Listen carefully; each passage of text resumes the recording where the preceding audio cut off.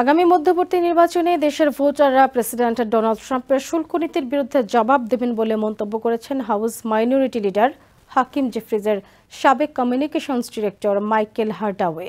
রবিবার MSNBC-কে তিনি জানান, ট্রাম্পের উন্মাদনায় দেশের মানুষ সন্তুষ্ট নন।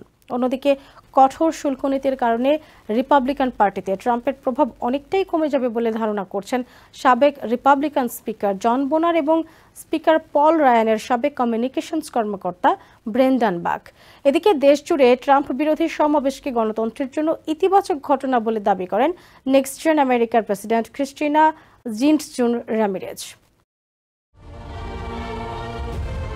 প্রেসিডেন্ট ডোনাল্ড ট্রাম্পের শুল্ক পরিকল্পনার কার্যকারিতা নিয়ে প্রশ্ন তুলেছেন রিপাবলিকান নেতারা। প্রেসিডেন্ট ট্রাম্পের আরোপ করা সার্বজনীন 10% শুল্ক আদায় শুরু হওয়ার দিনেও শেয়ার বাজারে অব্যাহত দরপতনে উদ্বেগ জানান রিপাবলিকান নেতারা। যদিও কঠোর শুল্ক নীতির প্রভাবে দেশের অর্থনীতিতে নেতিবাচক প্রবণতা বিষয়ে কোনো মন্তব্য না করলেও পুরো পরিস্থিতিকে নতুন স্বাধীনতা আখ্যা দিয়ে সামাজিক মাধ্যমে পোস্ট করেছেন ডোনাল্ড ট্রাম্প। ট্রাম্পের শুল্ক নীতিকে রাজনৈতিকভাবে ব্যর্থ কর্মসূচি হিসেবে আখ্যা দেন হাউস মাইনরিটি লিডার হাকিম জেফ্রিজের সাবেক কমিউনিকেশনস ডিরেক্টর মাইকেল হার্ডাওয়ে। বলেন, দেশের বেশিরভাগ মানুষকে অর্থনৈতিক সংকটের মুখে ঠেলে দিয়ে প্রেসিডেন্ট ট্রাম্প অবকাশ যাপন করছেন।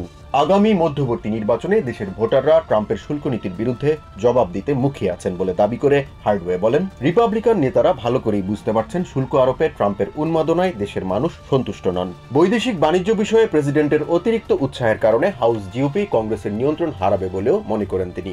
এদিকে কঠোর শুল্ক নীতির কারণে রিপাবলিকানদের ভোট ব্যাংকে এখনই কোনো প্রভাব না পড়লেও পার্টিতে প্রেসিডেন্ট ট্রাম্পের প্রভাব অনেকটাই কমে যাবে বলে ধারণা করছেন সাবেক রিপাবলিকান স্পিকার জন বোনার এবং স্পিকার পল রায়ানের সাবেক কমিউনিকেশনস কর্মকর্তা ব্রেন্ডান বাক। অন্যদিকে প্রেসিডেন্ট ট্রাম্পের অবৈধ অভিবাসন বিরোধী অভিযান, ফেডারেল প্রতিষ্ঠান থেকে বিপুল সংখ্যক কর্মী ছাঁটাইয়ের বিরুদ্ধে দেশের বিভিন্ন স্থানে কয়েক মিলিয়ন মানুষের প্রতিবাদ কর্মসূচিকে গণতন্ত্রের জন্য ভালো ঘটনা বলে মন্তব্য করেন নেক্সট জেন আমেরিকার প্রেসিডেন্ট ক্রিস্টিনা জিরচুন রামিরেজ। দেশজুড়ে ট্রাম্প বিরোধী সমাবেশে ডেমোক্রেটদের অংশগ্রহণ সামনের দিনগুলোতে রাজনৈতিক দিশা ঠিক করতে ভূমিকা রাখবে বলেও মনে করেন নেক্সট জেন আমেরিকার প্রেসিডেন্ট। জাহান মিথুন, TVN 24 news desk. New York থেকে সম্প্রচারিত TVN 24 টেলিভিশন বিশ্বজুড়ে বাঙালির কণ্ঠস্বর।